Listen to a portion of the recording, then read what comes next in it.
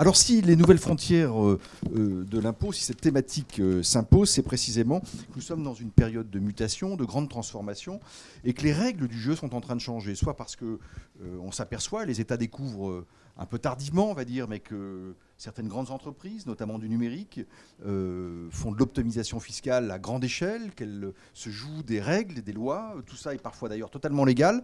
Mais les États, les institutions nationales ou européennes ont bien du mal à faire en sorte de recréer en fait de la matière fiscale et de les remettre dans un chemin plus collectif. Et puis il y a aussi de nouvelles frontières parce qu'il y a de nouvelles questions tout simplement qui se posent. Celle du dérèglement climatique par exemple et qui exige peut-être aussi de repenser notre façon de faire de la fiscalité aujourd'hui. Et quand on a vu avec une toute petite mesure fiscale combien la révolte des bonnets rouges avait été rapide, violente et fait reculer le pouvoir politique, on imagine la légitimité politique qu'il faut aujourd'hui en matière fiscale pour pouvoir changer les règles du jeu et notamment de prendre en compte la question du dérèglement climatique. On va d'abord vous entendre, Françoise Benamou, même logique que pour la table ronde précédente.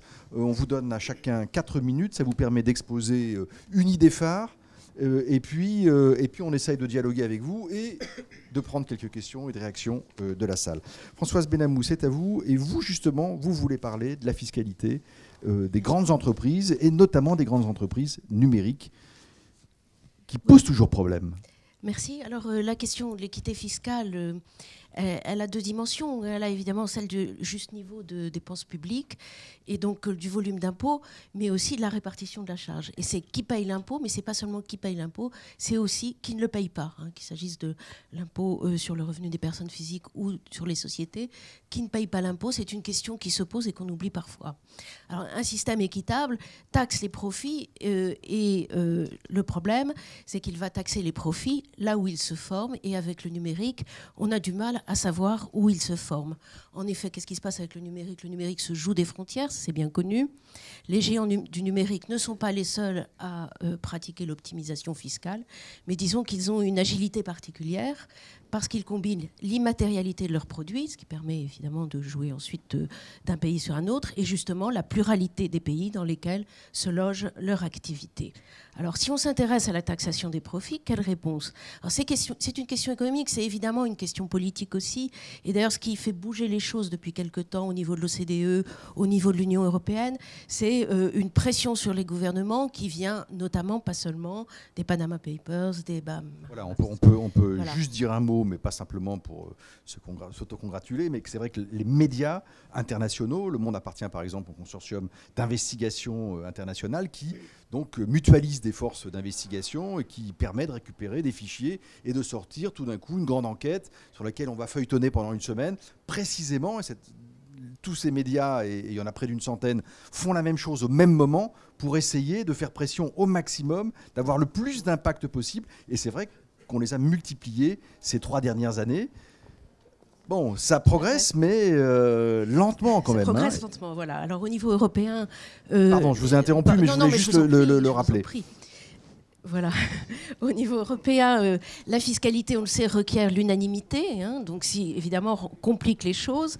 Alors des avancées ont eu lieu, il y en a eu un certain nombre, on en parlera, l'institution d'un échange automatique des contrats fiscaux, des rulings, la préparation d'une liste de paradis fiscaux, mais je crois que ce qui est assez intéressant, c'est de voir que faute de pouvoir utiliser directement l'outil fiscal, on a eu recours tout à fait récemment à l'outil du droit de la concurrence pour dénoncer des aides d'État de la part de l'Irlande à la firme Apple, parce que non seulement le taux de l'imposition sur les sociétés en Irlande est très bas, 12,5%, mais ça c'est parfaitement légal et l'Irlande fait ce qu'elle veut, ça fait partie de la souveraineté, mais en revanche elle avait négocié un taux pratiquement de 0% avec Apple, en affichant finalement une priorité pour l'emploi au détriment de la politique fiscale. Bon, alors je ne vais pas rentrer dans le détail de tout cela, mais le bon outil in fine quand même, il va falloir trouver des solutions qui sont aussi fiscales. Et en même temps, en évitant... Elles sont nationales, excusez-moi, elles sont nationales, ces solutions ? Non, enfin, elles peuvent être européennes. Ce qui reste vraiment de la souveraineté des États aujourd'hui, ça peut changer un jour, c'est la fixation du taux. Mais on peut essayer de travailler sur l'assiette au niveau fiscal pour essayer de trouver des solutions qui permettent d'avoir une assiette commune en quelque sorte au niveau européen et puis ensuite une clé de répartition sur les différents pays. Alors ça peut être fait assez aisément, enfin j'ose pas dire ça parce que ça fait très longtemps que c'est négocié, pour les entreprises, je dirais, du monde physique. Quand on est dans le monde numérique, c'est plus compliqué parce que pour définir l'assiette de répartition, il faut savoir où sont les profits dans chacun des différents pays. Et à ce moment-là, il faut avoir des critères. Et ces critères, qu'est-ce qu'ils peuvent être? Ils peuvent être le nombre d'utilisateurs, par exemple, d'une plateforme, le volume des données collectées, les dépenses publicitaires des annonceurs. Et chacun des critères, là aussi je ne vais pas rentrer dans le détail, a des inconvénients du point de vue de l'optimisation. Donc là, il y a un travail qui est en cours, qui est fait à la fois au niveau de l'OCDE et au niveau de l'UE, pour essayer de trouver les bonnes règles et donc pour s'approcher d'une solution européenne. Alors, ce problème-là vaut pour... J'allais dire pour tous les pays développés. Bien sûr, mais on peut essayer de trouver déjà une solution européenne, ce serait déjà pas mal. Et il y a un travail qui se fait au niveau de l'OCDE avec à la fois, et c'est assez intéressant de voir qu'il y a là-dessus des académiques qui travaillent en même temps que les responsables des administrations et du politique. Alors pour conclure, parce que mon temps a dû passer malgré toutes vos interruptions, il faut bien voir qu'on a manqué l'émergence de champions européens et que si on n'arrive pas à trouver une solution, on reste dans une concurrence faussée qui fait que les géants du numérique ont des moyens considérables, non seulement pour investir des nouveaux usages, pour donc investir toutes les nouvelles possibilités du numérique, mais en plus pour... casser en quelque sorte nos industries traditionnelles. On le voit bien dans l'automobile, ils ont des moyens à la fois de recherche, etc. Et c'est vrai que les marges sont décuplées du fait de cette stratégie d'optimisation fiscale. Donc il faut absolument qu'on trouve une d'urgence des solutions. Et elles sont probablement du côté de l'évaluation de leur activité par les 3 critères que j'ai évoqués tout à l'heure. Il faut à ce moment-là des obligations européennes pour que les entreprises soient transparentes sur leurs données. Ce sera déjà un premier pas. Il peut y avoir un consensus européen sur le sujet. Le sujet que vous évoquiez juste précédemment, celui de l'assiette fiscale, bon, vous avez rappelé que ça faisait très longtemps que ce sujet est sur la table. Il a été en même temps poussé à nouveau par Pierre Moscovici. C'est l'un des grands projets, pour le coup, de Bruxelles en ce moment, c'est-à-dire de garder une liberté. Chaque État pourra choisir son taux, le taux d'imposition, mais en revanche, on pourrait essayer de calculer une assiette commune, et ce qui permettrait déjà de donner une certaine transparence et efficacité au système-là. Et oui. La difficulté, c'est qu'il y a déjà un certain nombre d'États qui ont dit « Ah non, pas ça !» À chaque fois, on a l'Irlande, mais pas simplement l'Irlande. Oui, on avance quand même, on avance là-dessus, parce qu'on se rend bien compte qu'il y a quand même nécessité d'avoir une réponse européenne, parce qu'on peut continuer à travailler chacun séparément, mais c'est vrai qu'on arrive dans des situations où l'Europe s'affaiblit. Et on voit bien ce qui se passe en ce moment. Il faut que l'Europe se retrouve là-dedans. Là où ça devient beaucoup plus difficile, je crois, c'est sur le numérique. Et pourtant, c'est le gros sujet parce que le manque à gagner est considérable. Parce que là, la difficulté, c'est vraiment d'évaluer les profits avant même une clé de répartition entre les pays européens, qu'on peut éventuellement trouver. Il faut trouver l'assiette pour évaluer les profits et l'activité de ces sociétés. Alors, je peux me tromper, mais il ne me semble pas avoir entendu un candidat à la présidentielle parler de ça. Hein ? Vraiment de cette manière-là. De manière très cachée. Oui, alors tellement cachée qu'on ne l'a pas entendu. D'accord. Être élu, vivons cachés. Michel Tally, vous avez un sujet un peu cousin que de celui de Françoise Benamou. Vous nous dites finalement, on est en train de changer dans beaucoup de secteurs de business model. On le voit bien, il y a des petits, on est dans des logiques disruptives, et il y a une logique d'asymétrie, des petits qui peuvent attaquer très vite maintenant, des très gros. On en a fait un concept, un mot, l'ubérisation, et vous nous appelez, vous pensez aujourd'hui qu'on ne peut pas traiter ce problème-là à la marge du système fiscal, qu'on ne peut pas colmater, qu'il faut réinventer quelque chose presque au centre du système fiscal. Oui, alors effectivement, l'angle d'approche, c'est de dire, quand j'écoute parler pas que du numérique, mais de l'économie moderne à l'ère du numérique, et pour toutes les activités, tout le monde souligne le caractère disruptif. c'est disruptif sur les business models, c'est disruptif sur le code du travail, etc. Mais quand on parle de fiscalité, ce n'est pas disruptif. C'est-à-dire que quand vous entendez parler de fiscalité sur tous ces sujets, on vous parle soit de mesures anti-abus, soit de modifier à la marge le système existant, par exemple le fameux établissement virtuel. Alors, bon, on ne va pas faire la technique de prix de transfert ici, on n'a pas tout à fait le temps, mais je voudrais juste dire la chose suivante. Il faut bien voir que la façon dont les États se partagent actuellement l'assiette des grandes multinationales repose sur des principes qui datent en gros de la Société des Nations et des premières conventions de 1930, qui reposaient sur l'idée qu'une entreprise, c'était quelque chose qui avait pignon sur rue, et que la chaîne des valeurs était facile à analyser, parce que la chaîne de valeur, c'était, il y a celui qui fabrique, celui qui vend, et donc on était capable de voir si je devais localiser une partie du profit à tel endroit ou à tel autre. Parce que quand les politiques vous disent il faut que l'impôt, les profits soient imposés là où ils sont réalisés, ça, c'est les formules. C'est la capacité formidable des hommes politiques à... on aime bien ça, nous aussi, les journalistes. On dit, ah, tiens, c'est quelque chose de rationnel. Oui, mais imposer une entreprise sur la base des bénéfices qu'elle fait dans un pays, il y a juste un petit problème. Bon, c'est une bêtise. Non, c'est-à-dire, à ce niveau d'abstraction, c'est vrai, et on ne peut pas le contester. Mais le problème, c'est de savoir où il est réalisé. Alors, et c'est pas là, il faut des critères. Et ce n'est pas uniquement pour le numérique. Pourquoi ? Parce que qu'est-ce qui se passe ? C'est que même dans les produits, la part d'immatériel dans la chaîne de valeur n'a pas cessé d'augmenter. Dans un sac de luxe, ce qui compte, ce n'est pas le cuir, c'est même pas le travail pour le fabriquer, c'est tout ce qui est en image, tout ce qui est la force de la marque, etc. La force de la marque, je la mets où ? Dans les principes actuels, j'ai le droit de la mettre où je veux.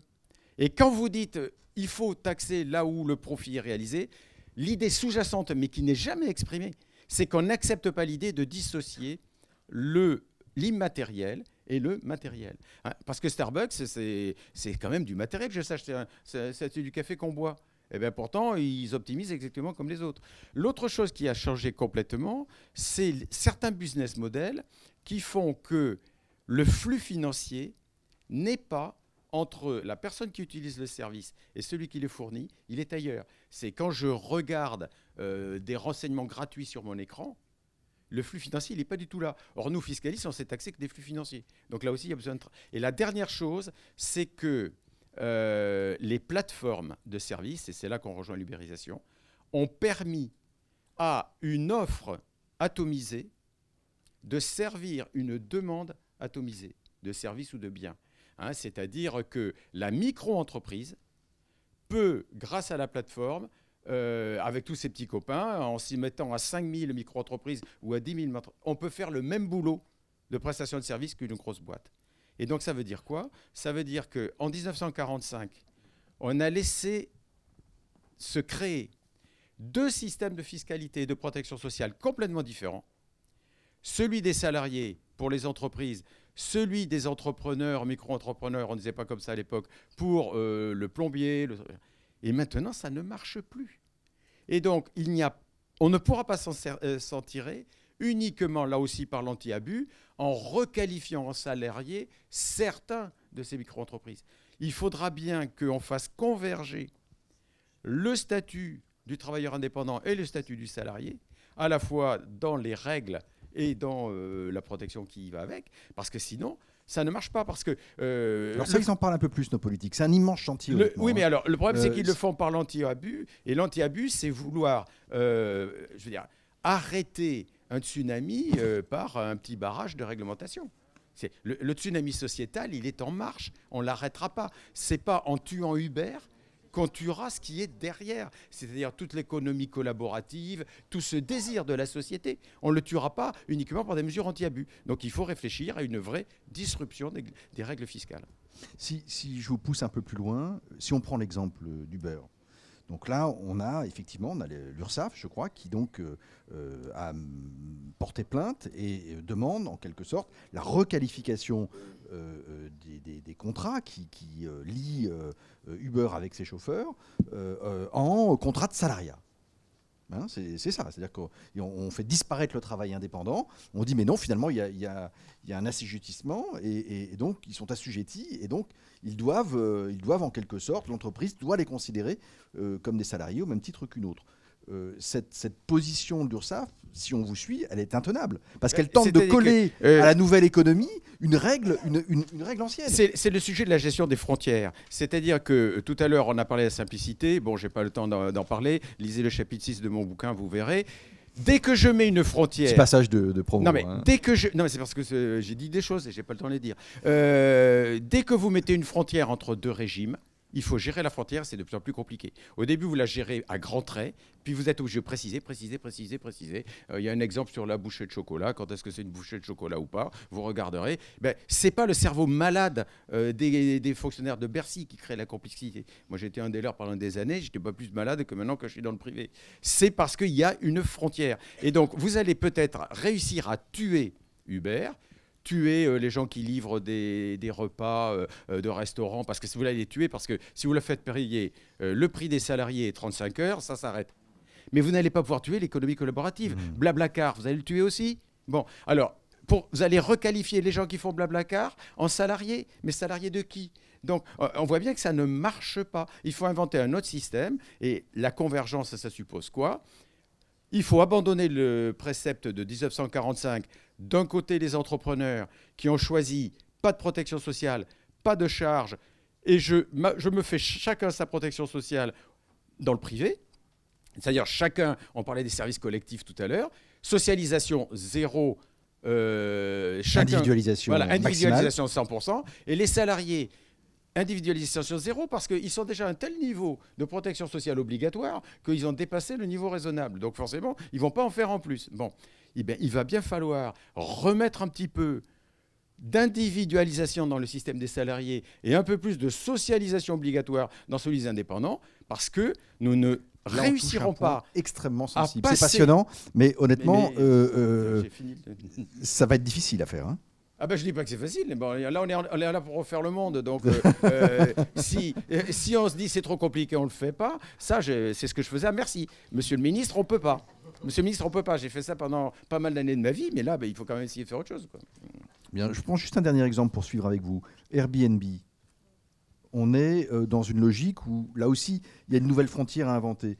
Les professionnels de l'hôtellerie se sont plaints en disant voilà une plateforme qui est en train de capter de la valeur, qui marche très très bien en plus à Paris. Paris étant l'une des villes au monde où Airbnb fonctionne le mieux, qui fait le plus gros chiffre d'affaires.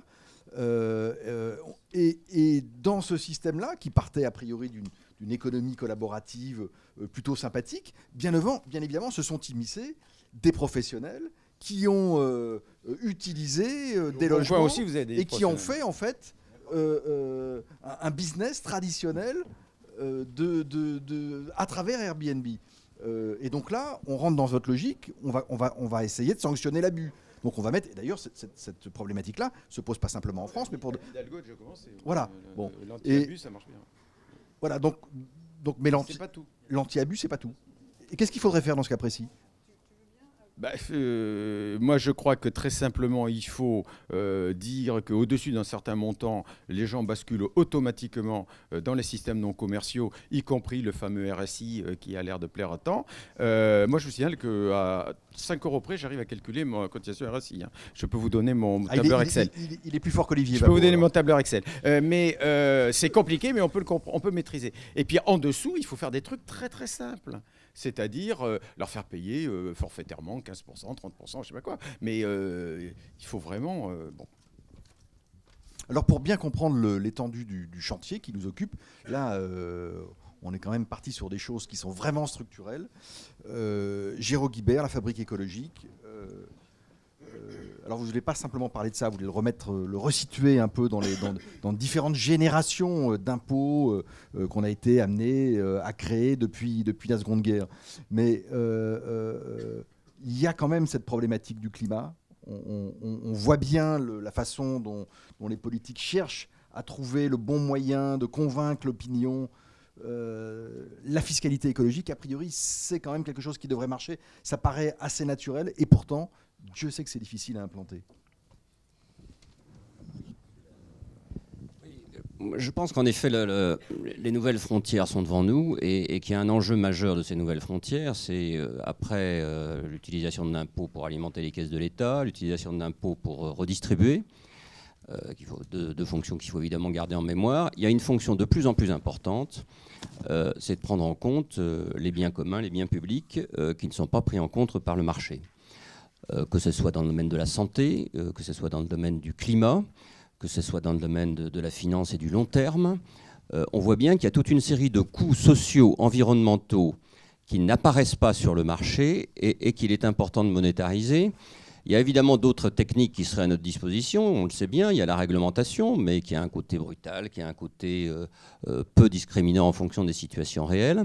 Il y a les marchés, et en particulier par exemple le marché des quotas de gaz à effet de serre, mais dont on voit bien aujourd'hui qu'ils ont des coûts de transaction extrêmement importants. Je pense qu'il faudra en faire le bilan.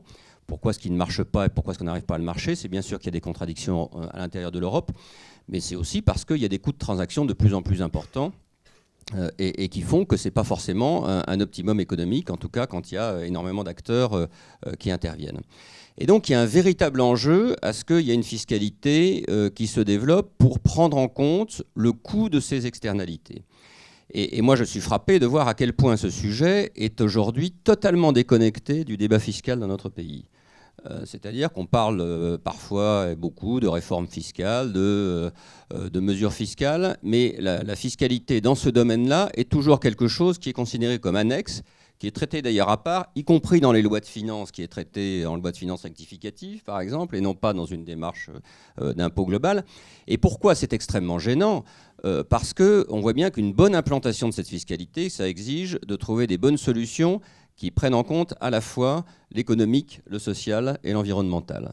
Et donc il s'agit de trouver des solutions gagnant-gagnant qui permettent d'implanter ça dans de bonnes conditions, ce qui n'est pas évident, ce qui exige des compromis, mais qui exige de prendre la question de la fiscalité écologique dans une démarche d'ensemble. Et je voudrais donner un ou deux exemples. Aujourd'hui, nous avons une fiscalité écologique qui est parmi la plus faible d'Europe au total. Et nous avons à côté de ça des dépenses fiscales défavorables à l'environnement qui sont plus élevées que les dépenses fiscales favorables à l'environnement. Et donc nous sommes en situation économique absurde. C'est-à-dire nous sommes en situation économique où nous incitons davantage à polluer, y compris sur le climat évidemment, hein, alors qu'on devrait faire l'inverse. Et moi, je pense, une des idées qu'il faudrait développer, je pense y compris dans la période qui s'ouvre d'échéance électorale, c'est qu'il y a un certain nombre de candidats qui souhaitent la baisse des impôts. Eh bien, il est impératif que la baisse des impôts, ce soit aussi, contrepartie, la baisse des dépenses fiscales défavorables à l'environnement. Voilà une priorité qui pourrait être affichée clairement par un certain nombre de candidats et qui permettrait d'avancer les choses. Vous pensez à l'agriculture, vous pensez à quoi? Je pense à l'agriculture, je pense aux détaxations d'un certain nombre de professions. On pourrait très bien imaginer, par exemple, de plafonner un certain nombre de ces détaxations pour commencer à aller dans le sens d'une... on pourrait très bien avoir un deal avec ces professions pour plafonner et réduire, et en contrepartie avoir des mesures sur le revenu direct et qui permettent de compenser. Il y a une vraie négociation à avoir. C'est la même chose que ce qui s'est passé sur les... par exemple, aussi. Oui, c'est la même chose qui s'est passé sur le transport, sur l'écotaxe. L'écotaxe, à l'évidence, la négociation n'a pas pu... On pourrait en raconter un roman d'ailleurs de ce sujet, hein, n'a pas pu se nouer pour trouver un bon point d'équilibre qui permette la mise en œuvre de l'écotaxe poids lourd, tout en permettant aux petits transporteurs, puisque c'était eux qui étaient en cause, de petits transporteurs, de continuer à fonctionner dans de bonnes conditions. Donc voilà, moi mon message principal, je dirais, c'est de dire il faut que ce sujet-là soit intégré dans les réflexions fiscales, y compris dans les propositions fiscales. Et aujourd'hui, c'est un sujet qui est considéré encore comme annexe.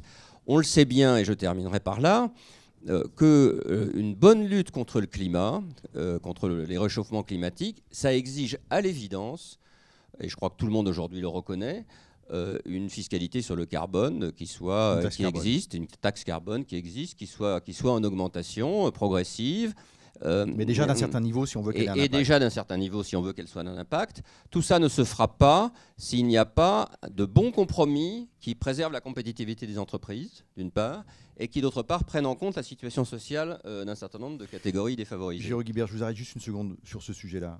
ça veut dire que on peut faire quelque chose en France ou ça n'a de sens que si on le fait à l'échelle européenne? Alors évidemment, ça aurait un sens important si on arrivait à le faire européenne, y compris pourquoi pas avec des coopérations renforcées. Moi je trouve que l'utilisation de l'outil coopération renforcée sur ce sujet-là est indispensable, sachant que un certain nombre de pays, on le sait bien, et en particulier de pays d'Europe centrale et orientale, ne sont pas du tout sur cette ligne-là. Et donc je pense que la première voie pour avancer, ce serait celle-là. Et la deuxième voie pour avancer, c'est en effet de trouver de bons compromis au plan national qui permettent une restructuration de la fiscalité. Concrètement, ça veut dire eh bien qu'il y a un accord d'ensemble pour, par exemple, augmenter la fiscalité, assez fortement la fiscalité sur le carbone, mais trouver des mesures de compensation, que ce soit sur l'impôt sur le revenu, sur la TVA, ou sur d'autres dispositifs, et qui permettent de prendre en compte, encore une fois, la situation des populations les plus défavorisées. Aujourd'hui, on est dans la pire des situations, puisque d'une part, on a des dépenses fiscales défavorables à l'environnement qui augmentent, des dépenses, je vous renvoie au rapport de la Cour des comptes qui vient de sortir il y a 48 heures sur ce sujet, des dépenses fiscales favorables à l'environnement qui diminuent, une fiscalité écologique qui est la plus faible d'Europe, et on a des perspectives de taxe carbone qui existent, donc ça c'est bien, puisqu'il y a une perspective qui a été inscrite en loi de finances d'augmentation progressive de la taxe carbone, mais qui sont d'une part insuffisantes pour lutter contre le climat, à un niveau insuffisant, mais qui d'autre part vont peser quand même sur les gens, sur les catégories les plus défavorisées, et donc vont poser un problème social quand elles seront mises en œuvre. Donc on a aujourd'hui absolument tout faux en matière d'implication de la fiscalité écologique, et donc moi je souhaiterais vraiment que ce sujet-là soit pris en charge davantage et intégré davantage dans les réflexions fiscales. C'est vraiment intéressant parce que c'est un angle mort complètement du débat politique aujourd'hui. Hein. Personne n'intervient sur ce sujet-là. Parce que, comme si les responsables politiques ou les candidats à la présidentielle étaient tétanisés rien qu'à l'idée de parler. Oui, alors je m'aperçois que tu as le Wi-Fi quand même, hein, parce que personnellement, je n'ai pas bien entendu. Certains le disent d'abord, c'est vrai qu'il y a certains candidats qui le disent quand même. Et puis d'autre part, il peut y avoir une théorie à laquelle la discrétion dans ce domaine, avant les échéances électorales, est une bonne recommandation. Voilà. Donc, personnellement, en fait, je pense que c'est... Je suis pas sûr que ce soit la bonne solution. Contrairement à ce qui est annoncé parfois, où le slogan c'est « on vous dit tout avant parce que c'est la meilleure garantie qu'on le fasse », en tout cas, moi, je peux vous dire que la Fabrique écologique, on travaille à la fois à des propositions pour la période qui vient, mais on travaille aussi, ça nous paraît indispensable, à des solutions clés en main pour après les élections. Voilà, je pense que les deux choses doivent se travailler. C'est intéressant, c'est révélateur quand même. Ça veut dire qu'il est difficile de tout dire aujourd'hui, si je te suis bien. Oui, c'est évident. Voilà, ce qui dit quand même aussi, je trouve ça en tant que citoyen aussi un tout petit peu inquiétant. Hein, c'est-à-dire qu'on voit bien combien nos démocraties sont abîmées, combien il est difficile aujourd'hui d'exercer de la puissance publique sur des choses qui, pourtant, concernent notre avenir collectif et qui sont de première importance, comme la lutte contre le réchauffement climatique. Xavier Rago, on vient de passer en revue quelques gros trous dans notre système fiscal, dans ces nouvelles frontières. On a parlé des business models disruptifs, de ce nouveau type d'entreprise qui arrive via les plateformes et qui déstabilise notre façon aussi de faire de la fiscalité, de calculer l'impôt. On a parlé du comportement d'un certain nombre de grandes entreprises, aussi dans le domaine du numérique. On parle là du climat. Est-ce que vous voyez d'autres nouvelles frontières dont nous n'aurions pas encore parlé et qui posent problème aujourd'hui ? Oui, en fait, en réfléchissant au débat de ce soir, comme beaucoup, je me suis interrogé sur cette idée de frontière de l'impôt et naturellement, je me suis posé une question un peu différente. C'est qu'on voit les résultats électoraux récents, quelles sont les frontières dans le débat politique de l'impôt ?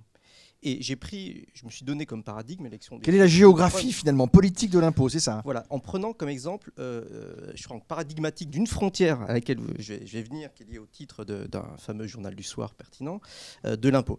Trump, qu'est-ce qu'il propose en matière fiscale, qui a entraîné une adhésion probablement pas claire de la population, mais qui représentait une vision de l'insertion des États-Unis dans le monde actuel.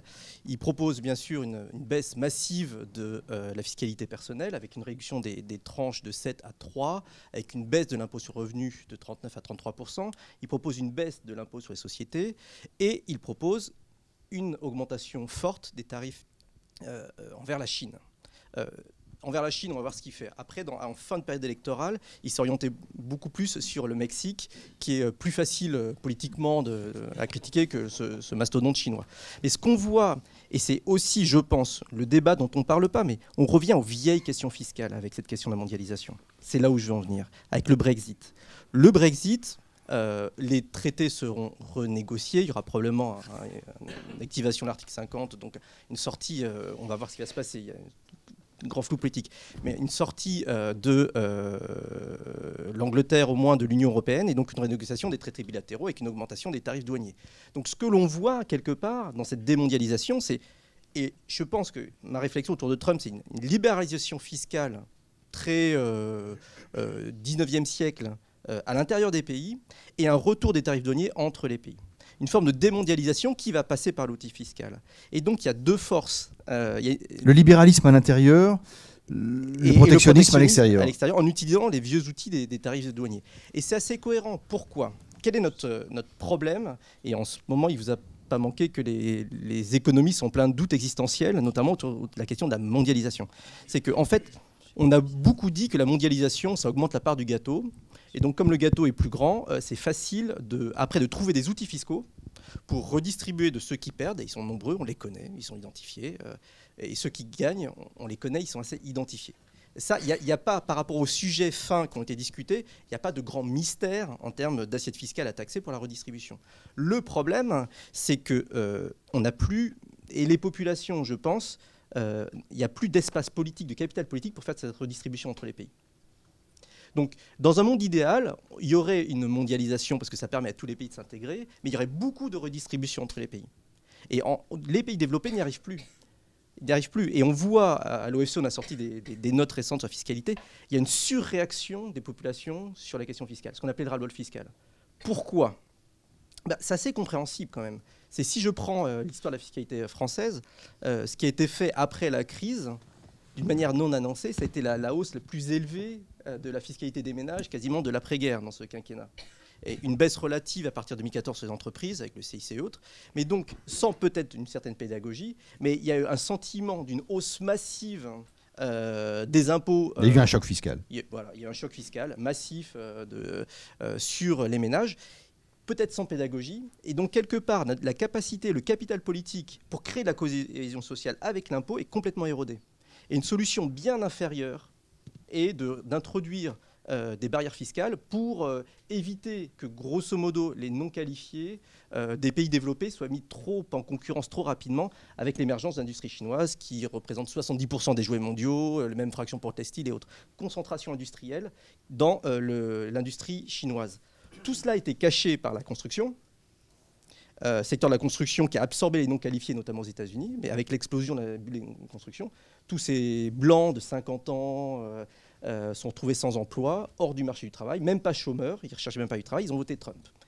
Donc ce que je veux mettre en exergue par là, c'est que cette question fiscale, il faut la penser avec une tendance forte technologique et une tendance à la transition écologique, transition énergétique globale, qui sont des questions cruciales, mais on a un retour du vieux dans les questions fiscales, la question des frontières, mais au sens les plus géographiques, du fait de cette incapacité des pays développés à générer la redistribution nécessaire pour avoir l'adhésion des populations. Donc moi, je suis assez inquiet, je dirais, sur notre capacité à aborder certains des sujets qui demandent une coopération internationale, comme certains qu'on a évoqués ici, comme une taxe carbone mondiale dont on sait à quel point elle serait nécessaire, comme une harmonisation de la définition des assiettes au niveau européen, mais peut-être au-delà pour les grandes entreprises, comme la définition des paradis fiscaux, comme la coopération fiscale. Ça a avancé quand même, hein, en dépit du vent mauvais que vous évoquiez. Voilà, mais maintenant, j'ai l'impression que le vent mauvais a repris une petite brise sévère, et on va voir à quel point l'insertion dans des instances qui ont promu très fortement cette coopération internationale, comme l'OCDE, qui était un grand facteur d'évolution, de prise de conscience sur l'évasion fiscale et les outils dont on avait. Comment ces instances de coopération internationale vont résister à ce vent mauvais de la démondialisation qui porte en fait un retour national extrêmement marqué. Et je parlais de deux pays qu'on disait les plus sophistiqués en matière fiscale, qui étaient les deux pays anglo-saxons où la culture financière, la culture économique était la plus développée, qui étaient l'Angleterre et les États-Unis. Ces pays sont à l'avant-garde du retour nationaliste. Mais ce retour national, Xavier Rago, vous pensez que en matière fiscale, ce retour national, besoin de protection vis-à-vis de l'extérieur, ce qu'on nous propose dans le monde aujourd'hui, ça tient de digues en sable, où il y a vraiment une chance de pouvoir protéger des perdants de la mondialisation, pour reprendre votre expression, à l'intérieur, à travers un système fiscal, des protections, etc. Est-ce que ce qui est vendu aux opinions publiques aujourd'hui repose sur quelque chose qui est possible encore dans le monde d'aujourd'hui, ou est-ce que précisément on parle d'outils et de politiques fiscales qui datent du vieux monde, pour reprendre votre expression, et qui précisément seront inopérantes parce qu'on ne peut plus faire marche arrière? Non, mais c'est un débat assez complexe, on verra l'évolution des États-Unis. Moi, ma crainte, c'est qu'elle soit assez opérante à court terme. C'est-à-dire que la dimension du volet de Donald Trump, assez nationaliste, avec une augmentation massive de la dette, avec une augmentation des dépenses militaires de 3,5 à 6% du PIB, avec une augmentation minime mais réelle du salaire minimum fédéral, tous ces éléments-là vont entraîner une croissance économique probablement à court terme assez élevée, qui va cacher l'échec à long terme de ce projet politique. Donc par des recettes qu'on connaissait. Le problème, c'est que c'est les conservateurs, et notamment Trump, qui va utiliser les recettes keynésiennes qui vont faire de la croissance à court terme. C'est ce qu'avait fait Reagan aussi, d'ailleurs. Voilà, et donc il aura les bénéfices politiques d'une relance de l'économie sur un projet fondamentalement conservateur de démondialisation. Moi, en tant qu'observateur et parfois conseiller du politique, mon problème, c'est que ces recettes de relance n'ont pas été utilisées par des gouvernements progressistes à temps pour ancrer ça dans un projet d'intégration fiscale. On connaît bien les points de vue de l'OFCE sur ces questions-là, effectivement, depuis un certain temps. Voilà. Moi, je suis pour parier. On verra dans 2 ans la situation économique. Et c'est pareil pour le Brexit. Il y avait des catastrophes sur le Brexit, il y a des catastrophes sur l'élection de Trump. Les anticipations de marché me semblent assez pertinentes. L'inflation va reprendre, le chômage va décroître, l'inflation salariale va reprendre, parce qu'il va faire les vieilles recettes keynésiennes associées à un débat conservateur.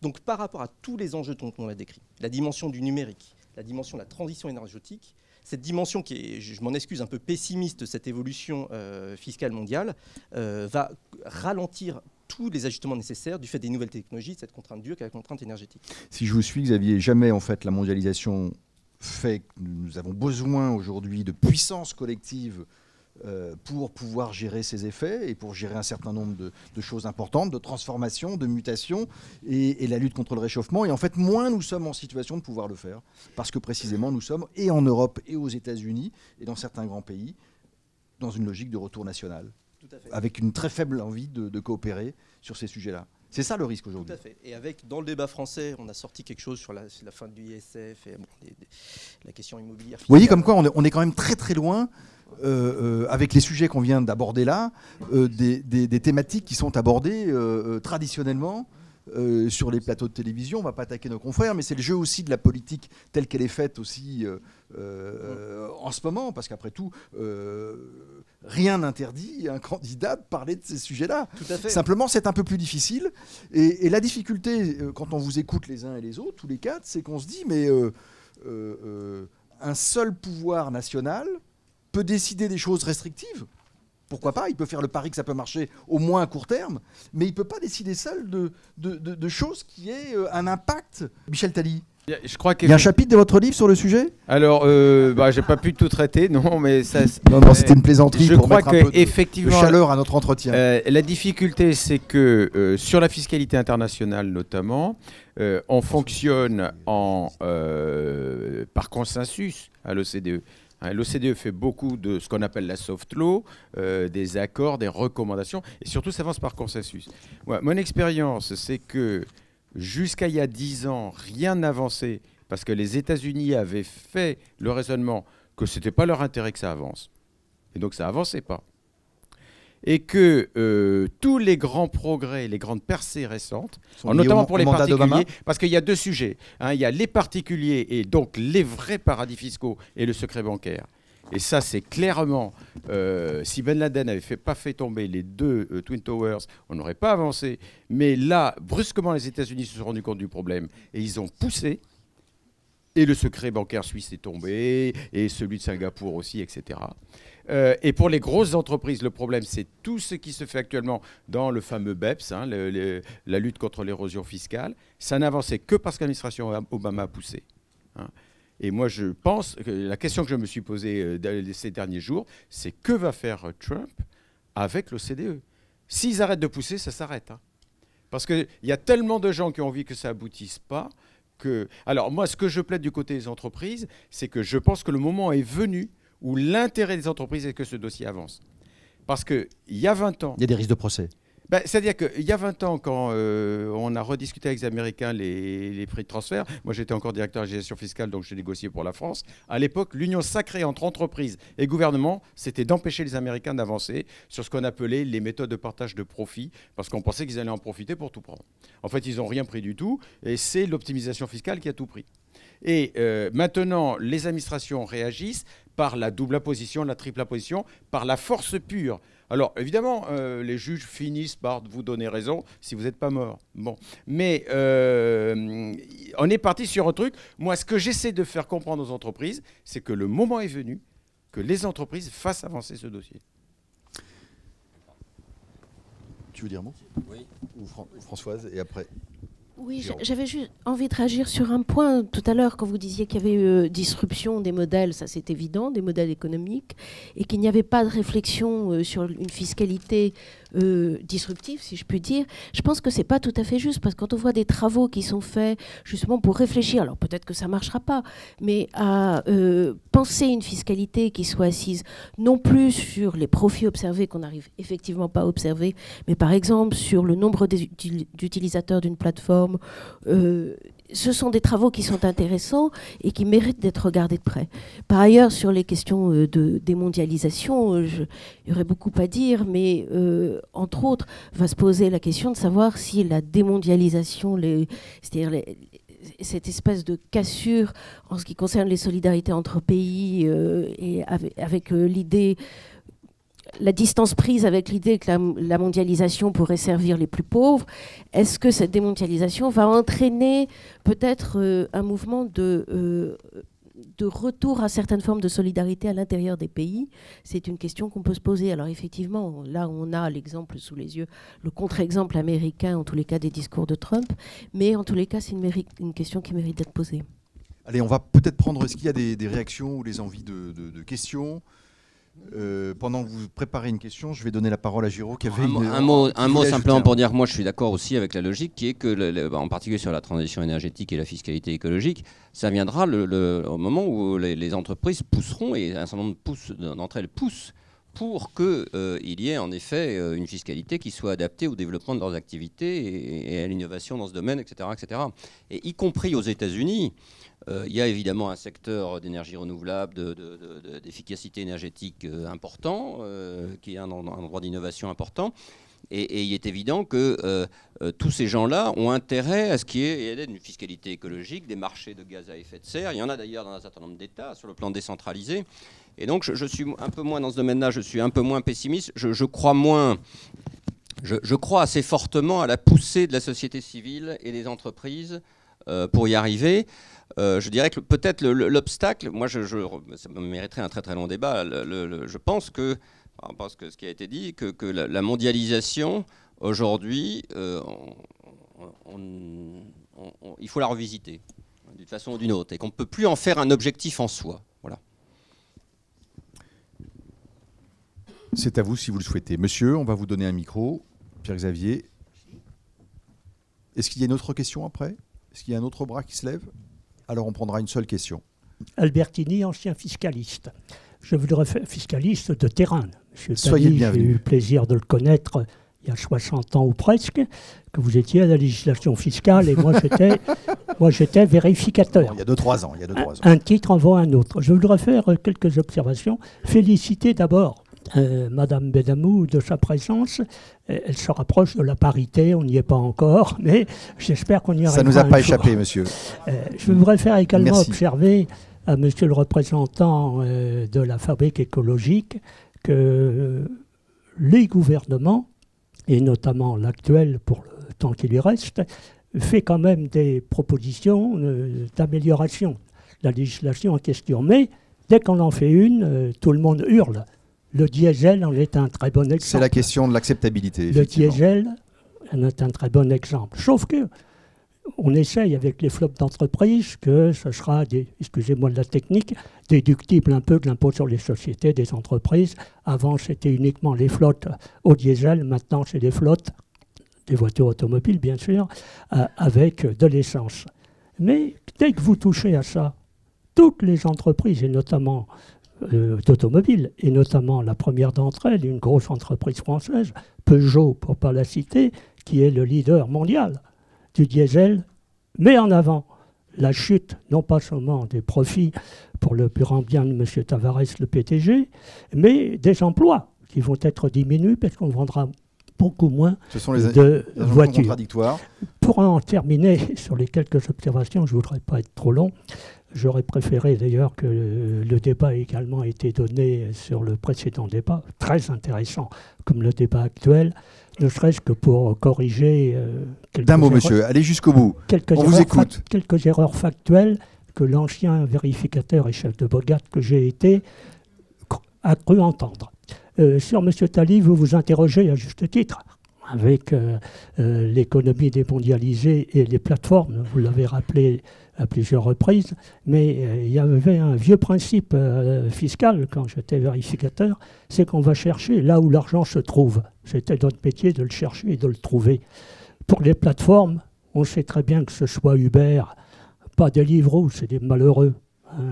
Ils sont en dessous du seuil de taxation en tout état de cause, quel que soit le régime fiscal que vous leur imposerez.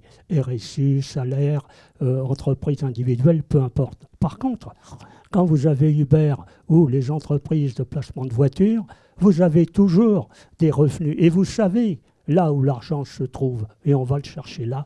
Merci de m'avoir écouté. Merci, monsieur. Michel Talley, on sait où l'argent se trouve ? Oui, mais il n'est pas en France.